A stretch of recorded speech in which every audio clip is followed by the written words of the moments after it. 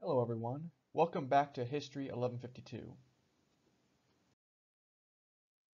In this video, we will discuss the United States' role in the Second World War, and how the conflict impacted American life and culture as well. The first thing we should consider is, why did the United States enter World War II?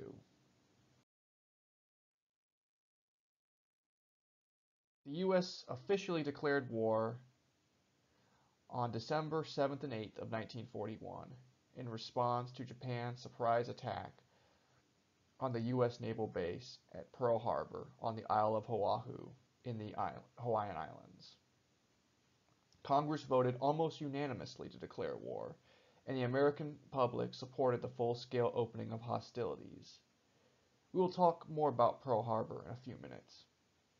While the U.S. officially entered World War II in late 1941, many Americans today do not realize that the Second World War had been going on for over a year before the U.S. entered the conflict.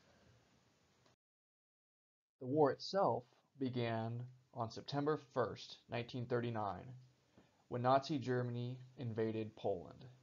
Germany, under its leader Adolf Hitler, and the National Socialist Nazi Party since 1933 had rearmed itself in violation of the Treaty of Versailles, which had brought the First World War to an end.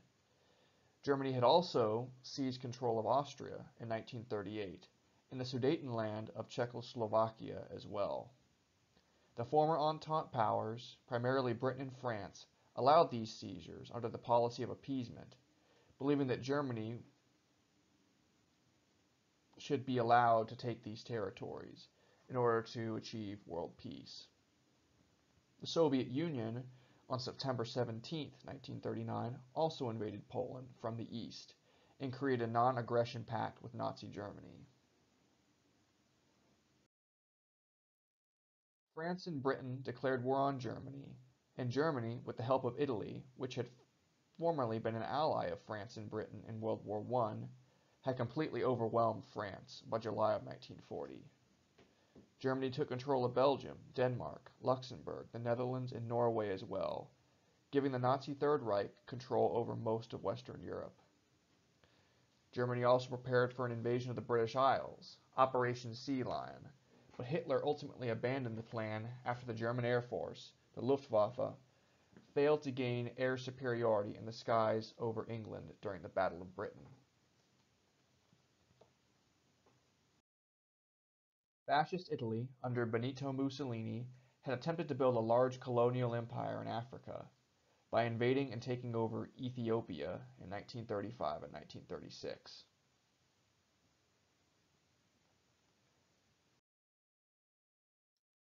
A civil war also raged in Spain, and the fascist nationalist faction under Francisco Franco took control of the country, with military assistance from Italy and Germany. The Soviet Union had backed the losing Republican side.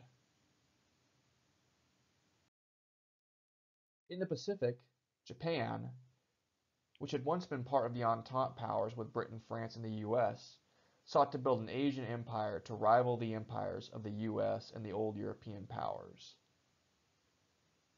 Japanese politics and society had become more militaristic in the years following the First World War, and the Japanese military had effectively taken over the Japanese government by the end of the 1920s. Japan invaded Manchuria in 1931, and then the rest of China in 1937, with the intention of building a greater East Asia co-prosperity sphere, in which Japan would be the dominant power in Asia. Japan committed many atrocities in its expansion into Asia, most notably the mass killing and rape of Chinese people at Nanking.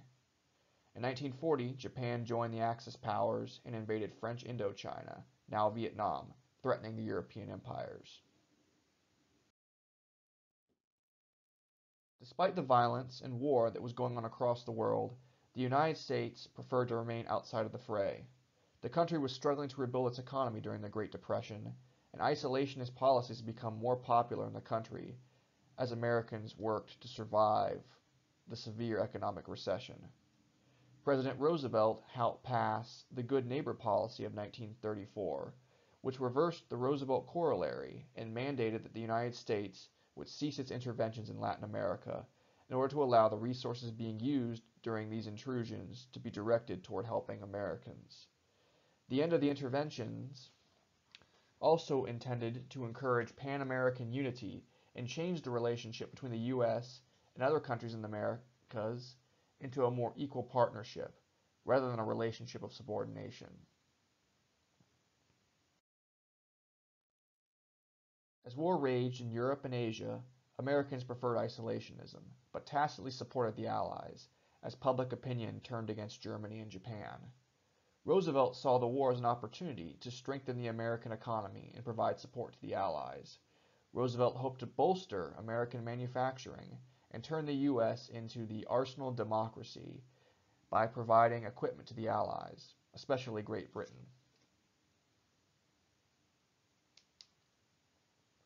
To this end, the U.S. used the Lend-Lease Act of 1940.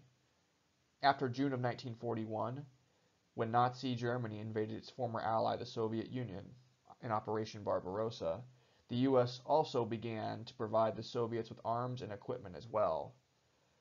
The leases on the arms and materiel supplied by the U.S. usually lasted 99 years, so America was essentially giving its allies this equipment for permanent use, since most weapons would become obsolete before the almost century-long lease was up. Roosevelt also instituted the first peacetime draft in 1940 in response to France's rapid fall to the Axis. Roosevelt, a pragmatist, had multiple goals for the United States as it remained out of the war in 1940 and 1941. He intended to support America's allies against the aggression of the Axis through the Lend-Lease program. He also recognized that providing the Allies with arms would create jobs in the United States and bring the Great Depression to an end. Where Roosevelt's Dr. New Deal had struggled, his new plan, Dr. Win the War, would succeed.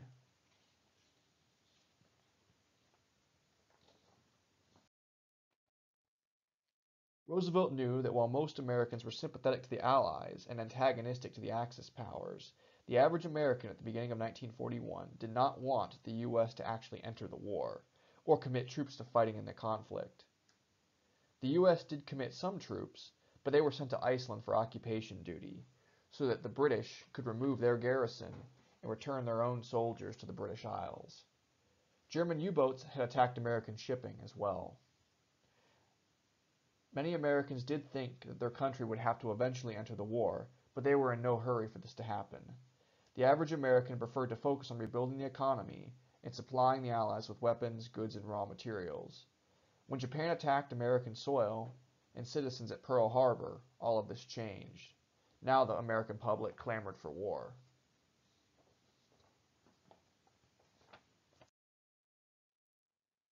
On December 7, 1941, at about 8 a.m., the Japanese Navy, in a surprise assault, attacked the American fleet at Pearl Harbor.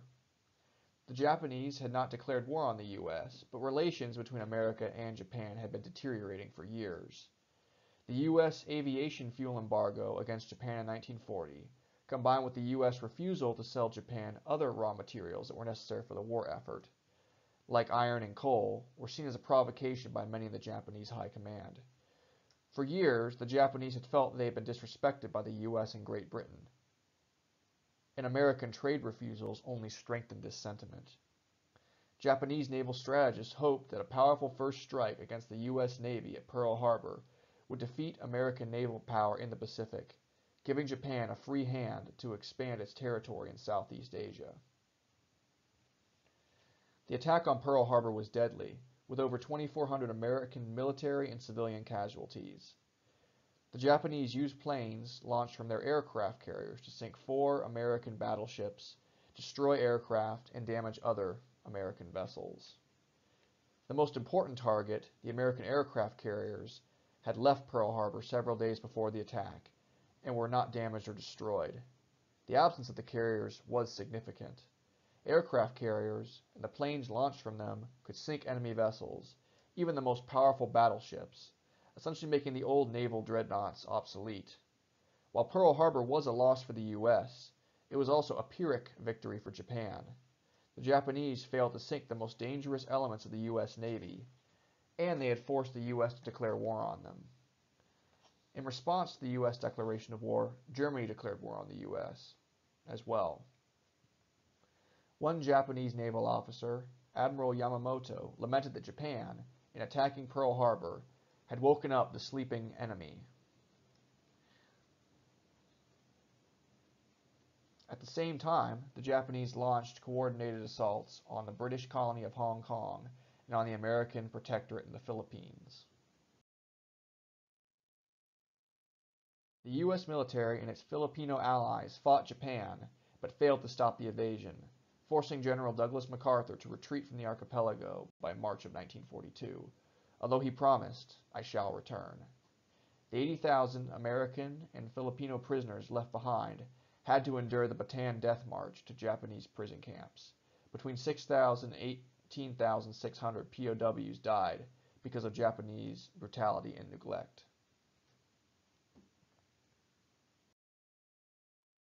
How did life for Americans change as a result of their economy's entrance into the war? Roosevelt and the U.S. government recognized that the country would have to do even more to mobilize for this conflict than it had for previous First World War. Congress, which was controlled by conservatives, agreed with Roosevelt that tax increases and deficit spending would be necessary to finance the war. A marginal tax rate of up to 94% was levied on earners who made over $200,000 a year, about $3 million in today's money.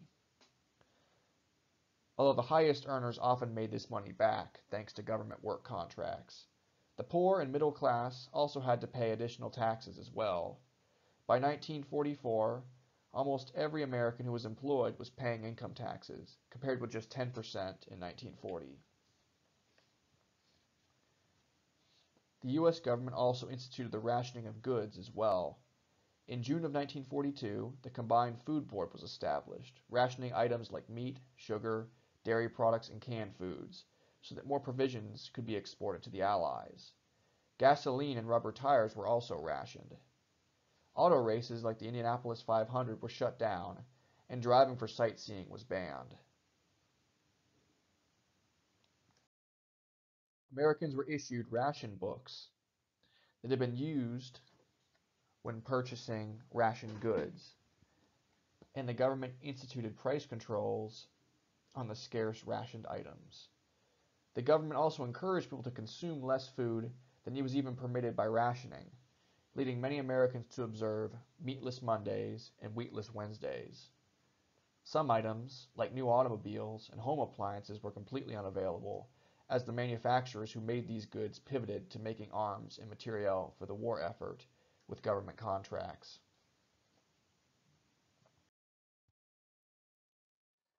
As a result of rationing and the conversion of most industries to war production, Americans were making more money than ever before.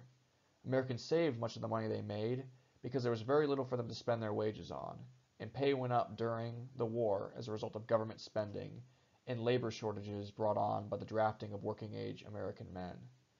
Unemployment reached an all-time low in 1944, with only 700,000 employable Americans out of work. The government also encouraged Americans to put their savings back into the war effort by purchasing government bonds, which would mature over time and could be cashed in once the war was over. All in all, up to 74% of the U.S. gross domestic product was tied to producing war material, and the U.S. government spent about $4.5 trillion in today's money on the war.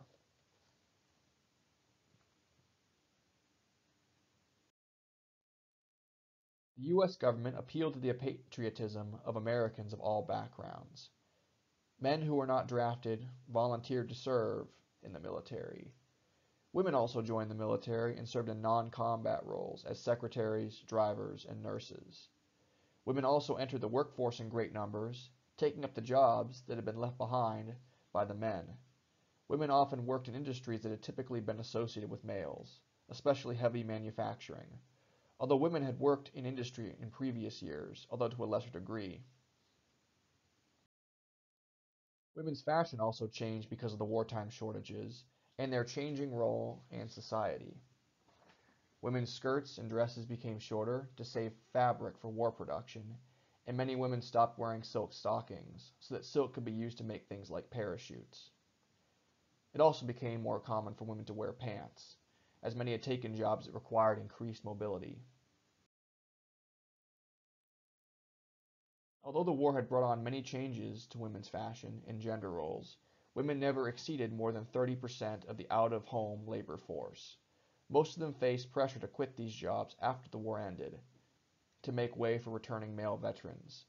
During the Second World War, the number of children and teenage workers also increased, although child labor laws required that they work part-time.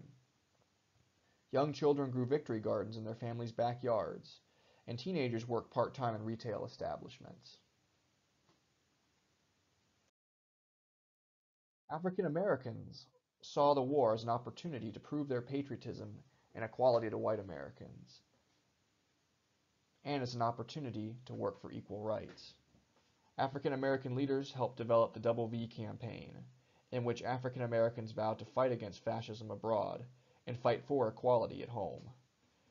African American leaders recognized that they needed to associate their community's activism with patriotism and loyalty to America, while also highlighting the sacrifices that black people made for the American war effort.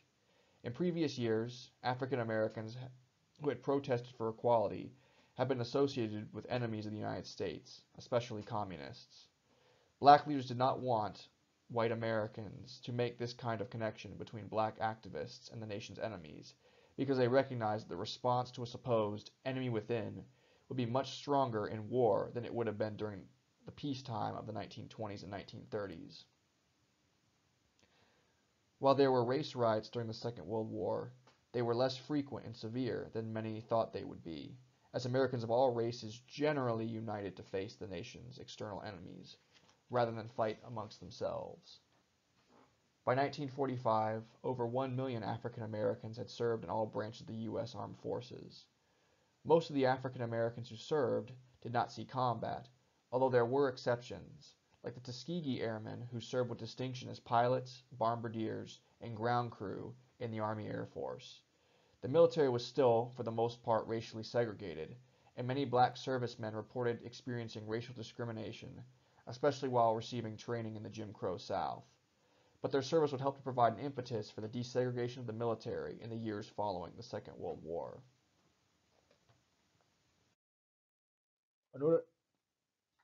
A noted exception to this unifying trend was the LA Zoot Suit riots of June 1943. Los Angeles had a large Mexican and Mexican-American population, and a popular piece of clothing amongst the young men of these communities was the zoot suit, which consisted of long and baggy jackets and trousers with tight ankle cuffs. The zoot suits were also made with bright colors and patterns as well, and gave the most Latino wearers a distinctive look that delineated them from Anglo-Americans. Urban African Americans and some Italian Americans also adopted this style, associating the look with inner-city life.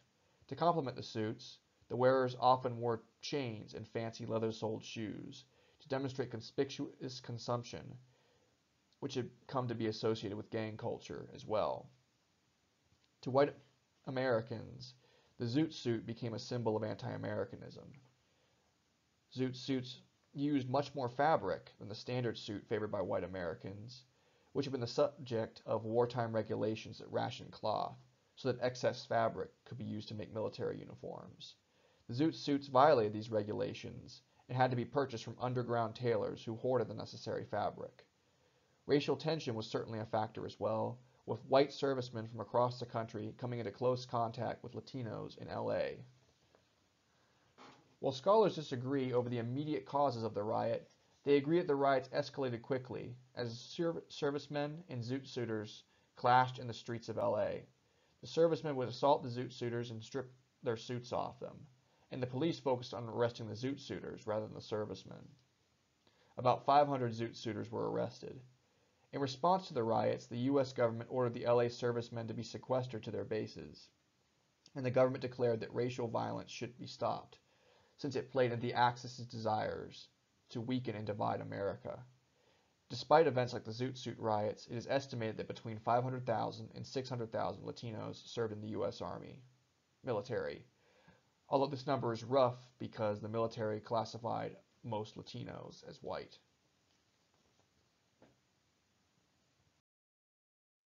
While the Zoot Suit riots demonstrated the racism of Americans in Los Angeles, the internment of Japanese Americans demonstrated how racism informed the top-down policies of the U.S. government during the Second World War.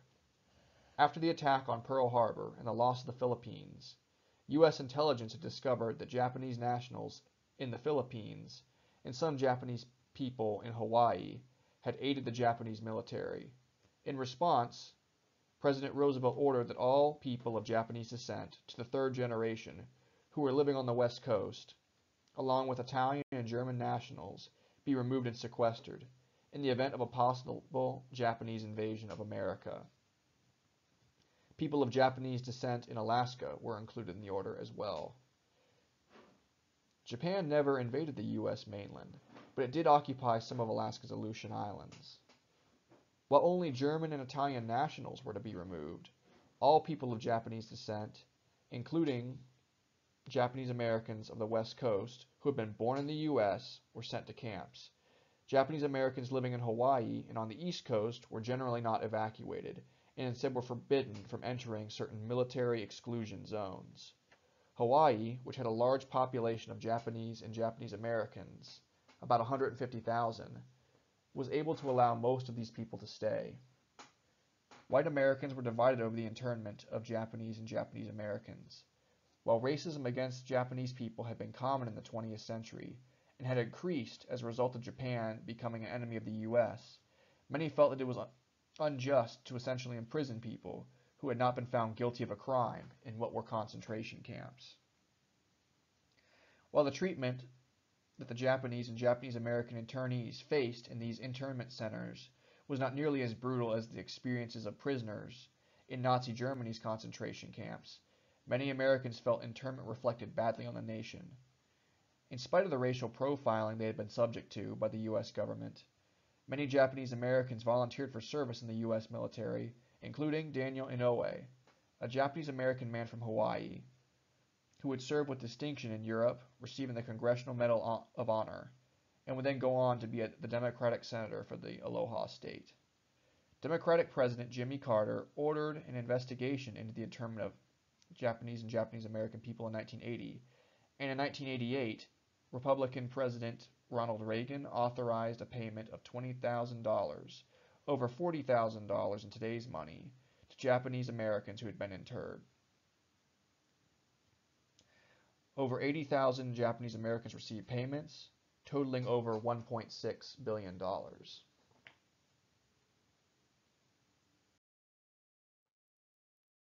The U.S. government initiated a massive, sophisticated, and diverse propaganda campaign to mobilize the American public for war. American propagandists created media to motivate Americans to enlist in the military, join civilian war support organizations, and to accept government restrictions and rations that had been put on most goods. Propagandists also sought to create animus against the Axis powers, especially Germany and Japan.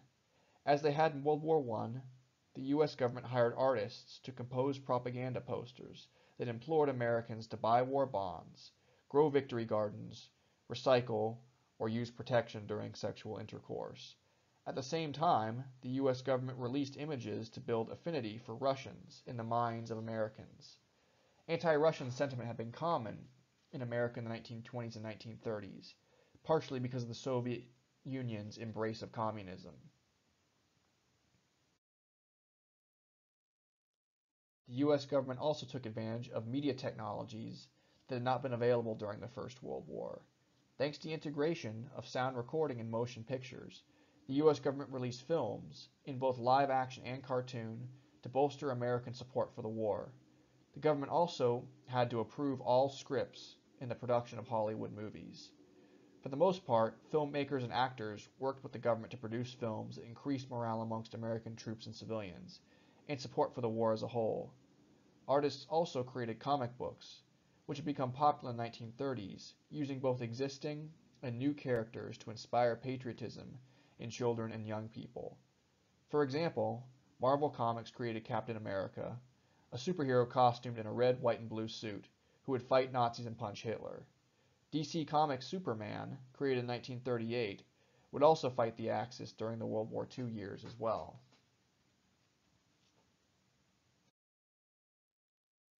While the propaganda campaigns initiated by the U.S. government and media were designed to galvanize the American people and even unite Americans from a variety of ethnic and racial backgrounds, the propaganda also had its dark side. Anti-Nazi propaganda portrayed Germans as thoughtless, ignorant martinets who followed Hitler's every order and popularized ethnic slurs against Germans. U.S. propagandists did not try to cast the Germans in a racial way, though, as they had done during the First World War. Instead, American artists used racist imagery to portray the Japanese. Japanese people were portrayed, in both images and in film, as being shorter and weaker than people of European descent. The artists represented the Japanese as having weak eyesight because of the epicanthic folds in their eyelids, and portrayed them wearing thick, round glasses. Artists also gave Japanese overbites and unkempt mustaches to dehumanize them and make them look frightening as well, especially to children. The propaganda also popularized many racial slurs against Japanese people as well.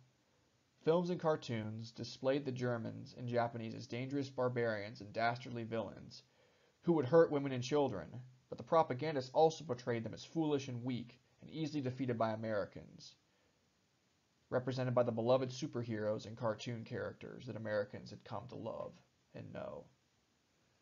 The U.S. government also ran an office of censorship that censored media that might have been harmful to the war effort, but for the most part, the American media toed the line and released media and propaganda that coincided with American war aims. We have talked in great detail about life on the American home front during the Second World War, so now let's talk about the military history of the United States' involvement in World War II. We will start by talking about the American War in the Pacific. The Battle of Pearl Harbor in late 1941 enraged Americans and failed to destroy the American carrier fleet, but the United States struggled in the Pacific through early 1942. The Japanese Army and Navy had seized the Philippines, the Dutch East Indies, and parts of the Solomon Islands, and it appeared that they were preparing for an invasion of Australia, which would have been disastrous for the Allies. The Japanese fleet also pushed back the U.S. Navy at the battles of Wake Island and the Coral Sea. The Battle of Coral Sea was a significant engagement in naval history, as both the Japanese and U.S. navies fought each other with aircraft launched from carriers, and both fleets were out of sight of each other. The battle was a tactical victory for the Japanese, since they had done more damage to the U.S. Navy than had been inflicted on them. But the victory was Pyrrhic in nature, since the U.S. was better able to recoup its losses than the Japanese were, essentially making Coral Sea a strategic victory for the Allies, namely the U.S. The Battle of Midway, fought in June of 1942, was a turning point for the Allies in the Pacific Naval War. U.S. intelligence had intercepted the Japanese battle plans, and Admiral Chester Nimitz used this information to soundly defeat the Japanese, sinking 4 of their aircraft carriers, while the U.S. lost only 1 carrier. The U.S. Navy's success at Midway brought an end to the Japanese advance in the Pacific, increased the morale among the Allies' troops, and set into motion the next stage of the Allied war in the Pacific, island hopping. Island hopping was a strategy that coordinated U.S. and other Allied naval, air, and ground forces to retake the islands the Japanese had captured and roll back the greater East Asia co-prosperity sphere, ultimately in preparation for the invasion of the Japanese home islands. The U.S. and its allies elected to bypass islands that had no strategic significance, or ones that contained too powerful of a Japanese garrison, as was the case for the island of Rabaul, off the coast of New Guinea. Airfields could then be built on the liberated islands, from which planes could be launched to help the Allies gain air superiority in the Pacific. Improvements in aircraft and air ordnance made establishing air superiority essential to winning the Second World War. The U.S. fought the Japanese at Guadalcanal and Tarawa in the Solomon Islands and forced them to retreat, but with great losses, demonstrating that the ground war would not be an easy, bloodless sideshow the naval and air operations of the Pacific.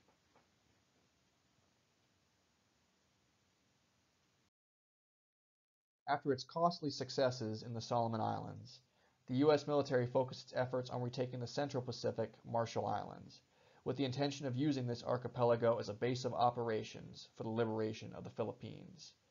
The Navy won a major victory at the Battle of the Philippine Sea, and the Army Marines fought for control of the Mariana and Palau island chains, sustaining heavy casualties, especially at the Battle of Peleliu. The capture of the Central Pacific Islands set the U.S. up to retake the Philippines, but also to run bombing missions on the Japanese home islands, using the brand new B-29 Superfortress long-range bomber. The U.S. Navy also all but destroyed the remnants of the Japanese Navy at the Battle of Leyte Gulf in October of 1944, stranding Japanese forces in the Philippines and setting General Douglas MacArthur up for his return to the islands.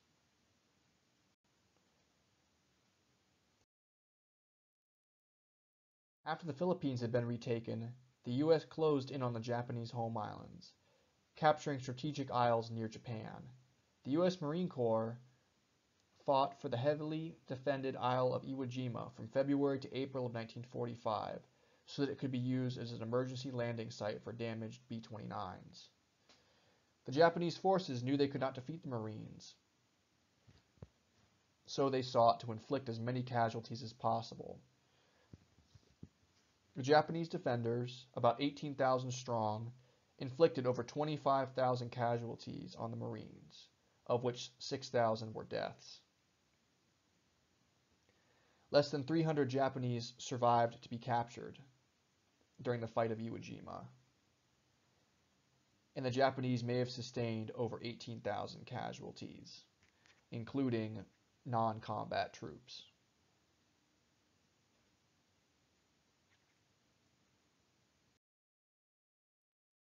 After Iwo Jima, the U.S. Army, Navy, and Marines made a coordinated attack on Okinawa in preparation for an attack on the Japanese mainland. The U.S. fought the Japanese for over 2 months and suffered thousands of casualties. The Japanese also used kamikaze pilots, who flew their planes into enemy vessels, killing themselves. This strategy, born out of desperation, was the best way the Japanese Air Force could target American ships, as the Americans had greatly advanced their aircraft technology since the beginning of the war in the Pacific and had achieved air superiority. The high losses the Army, Navy, and Marines sustained because of Japan's aggressive defense of Okinawa convinced many in the American High Command that a ground invasion of the Japanese mainland would be too bloody and costly. This decision inspired the strategic bombing of Japanese cities, and ultimately the atomic bombing of Hiroshima and Nagasaki on August 6th and 9th, 1945. In response to these bombings, the Japanese government agreed to unconditional surrender on August 15th, known as VJ Day. In recent years, scholars and politicians have debated the morality of the dropping of the atomic bombs because of the high civilian casualties that came as a result of the attacks. At the time, American military leaders justified the bombings, arguing that more people would die during the ground invasion than would be killed by the bombs. Over 100,000 people, most of whom were civilians, died in the atomic bombings, and thousands more would die in subsequent years as a result of radiation from the bombs.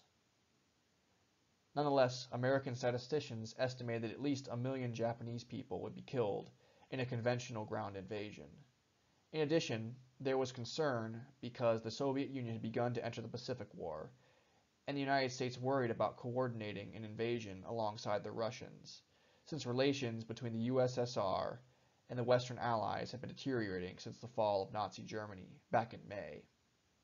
The bombing of Hiroshima and Nagasaki was a controversial topic and will certainly remain so in the future. The United States also took part in the European theater of operations alongside Britain and its Commonwealths and the Soviet Union. Allied leaders, especially British Prime Minister Winston Churchill and Soviet Premier Joseph Stalin believed that the Allies' primary focus should be on defeating Germany and liberating Europe, under the belief that Japan would sue for peace once the Nazis had been crushed. As you know, this was not what happened, and the Japanese fought for over 3 months after the German surrender. The Western Allies focused their assault on North Africa, denying Germany and the Axis control of the region's oil fields. The attack on North Africa was also meant to distract the German army, the Wehrmacht, from its invasion of Russia. The U.S. landed troops in North Africa in November of 1942 as part of Operation Torch. The Allies initially struggled in Africa, failing to coordinate British, Free French, and American troops. But once the Allied High Command identified its best officers, men like General George Patton, and developed better coordination strategies, the Allies pushed the Axis out of Africa. In addition, the German offensive in Russia stalled at the Battle of Stalingrad, leading the Axis to surrender in Africa by May of 1943.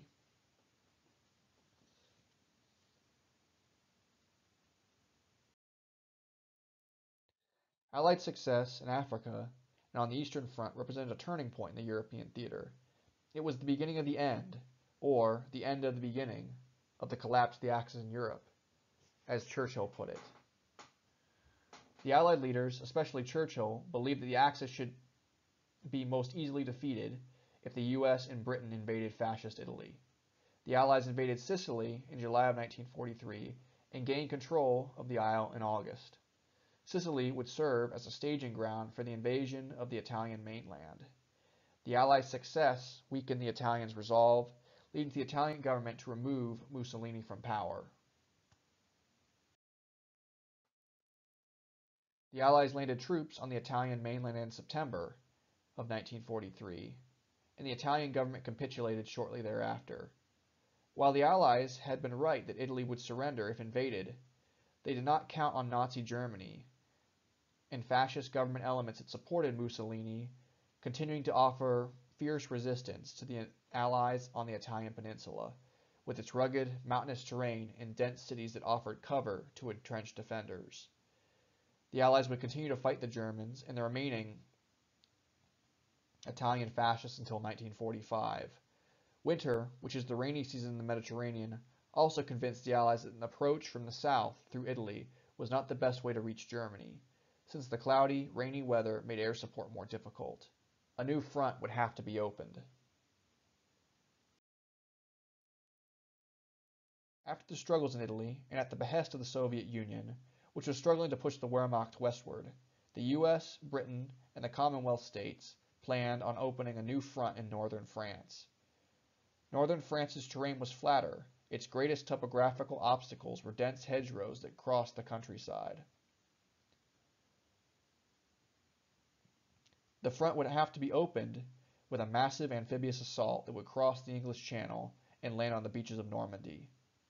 Britain and the United States had gained air superiority in Western Europe by 1944, thanks in part to the development of radar, which allowed the Allies to gain early warning of Luftwaffe attacks.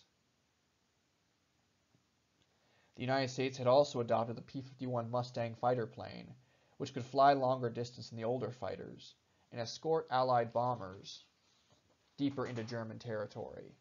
In addition, the German submarines, U-boats, had become less of a threat due to the development and improvement of sonar and depth charge mine technology, which gave Allied destroyers an edge over the U-boats.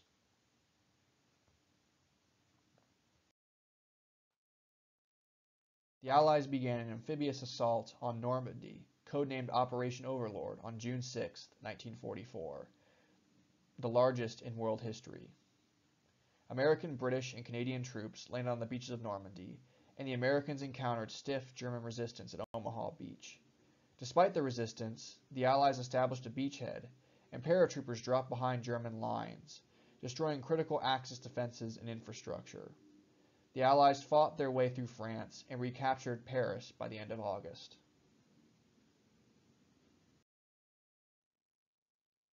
The Allies planned on invading Germany by advancing through the Netherlands, liberating the Low Countries from the Nazis in September. The operation, codenamed Market Garden, failed though, because the paratroopers that had dropped into the Netherlands to secure the way for Allied armies to pass encountered stiff resistance from German panzers, tanks, and had to retreat. The failure of Market Garden slowed the Allied advance and forced the Allies to invade Germany through the dense and heavily fortified Ardennes forest.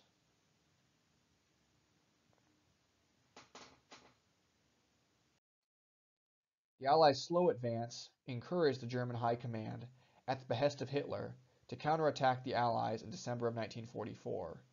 Hitler and his generals hoped that a rapid German advance could demoralize the Allies and force them to sue for peace, so that the Wehrmacht could turn its focus to fighting the Russians on the Eastern Front.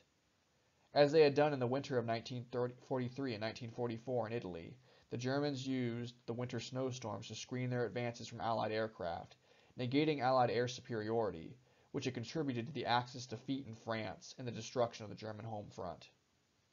The Wehrmacht was initially successful, cutting off American troops at Bastogne, creating a bulge in the Allied line. In this Battle of the Bulge, the Nazis besieged American troops at Bastogne. The Americans, members of the 82nd and 101st Airborne Divisions, refused to surrender and were eventually relieved by General Patton, who broke through the Nazi defenses. The Allies eventually slowed the German counteroffensive, and the Wehrmacht, short on arms and materiel, was forced to retreat. After the Battle of the Bulge, the British and the Americans continued their advance into Germany from the west. At the same time, American, French, and Soviet troops advanced from the south and east. As the Allies advanced deeper into territory held by the Germans, they discovered the atrocities that Hitler and the Nazis had perpetrated on Jews and other minority groups in the Third Reich. They found concentration camps in which these people had been murdered en masse. All in all, over 13 million people were killed by the Nazis in these camps, including disabled people, homosexuals, Jews, Poles, Roma, and Russians, and anyone Hitler and his supporters deemed to be a threat to the Nazi state or inferior to Aryan Germans. During the Holocaust, over 6 million Jews were killed, about two-thirds of the European Jewish population. The injustice of the Holocaust angered many Americans, who condemned the Nazis for these genocidal acts, even as many continued to dismiss the injustices that continued on the American home front, viewing them as minor in comparison. The Western Allies linked up with the Soviets on the outskirts of Berlin, and the Russians captured the German capital. Hitler committed suicide, and Nazi Germany surrendered on May 2, 1945, VE Day. The war would continue in the Pacific until August, so the Allied leaders believed that Japan would surrender without German support obviously turned out to be false. World War II had a tremendous impact on American society. The conflict had ramped up American industrial and economic output, making military production the cornerstone of the American economy, and galvanizing the people against an external foe. American scientists had helped to develop new technologies, including nuclear weapons, which would forever change how nations waged war. The U.S. mainland had not been invaded or occupied, and its manufacturing centers in major cities had not been destroyed, as had been experienced by Britain, France, China, the Soviet Union, and all the major Axis powers. Despite this, over 400,000 Americans had been killed or wounded in the war, compared with over 60 million casualties experienced by all nations involved. The war had greatly weakened the British and French empires, which would begin to collapse in the years after the war, and would lead to America and the Soviet Union becoming the world's two superpowers. The US and the USSR had been adversaries since the communist nation's founding, but they had become allies after Germany had invaded the Soviet Union in 1941. With the defeat of their common enemies, Nazi Germany and Japan, relations between the US and the USSR deteriorated quickly, leading to a Cold War between the two superpowers. But we will discuss this conflict in future videos.